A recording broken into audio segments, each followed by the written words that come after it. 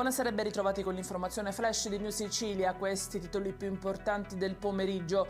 In apertura la questione Ponte sullo Stretto, stanziati altri 6,1 miliardi di euro è quanto prevede un emendamento alla manovra di stabilità presentato in Commissione Bilancio della Camera dal capogruppo della Lega Riccardo Molinari.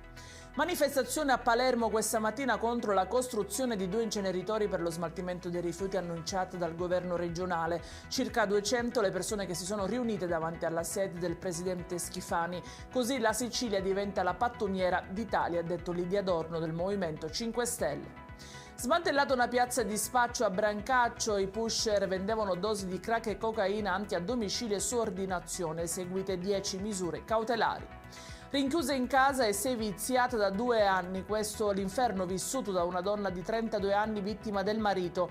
Quest'ultimo, un operaio, è stato arrestato dai carabinieri della stazione di Lentini, adesso è accusato di maltrattamenti in famiglia, lesioni personali aggravate e continuate e sequestro di persona.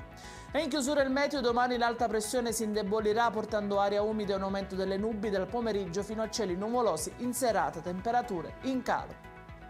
Ed è tutto per questa edizione, nuovi aggiornamenti domani alle 13:30. Per i dettagli su queste notizie e molte altre vi ricordo il nostro sito www.newsicilia.it e i nostri canali social. Grazie per averci seguito e buona serata.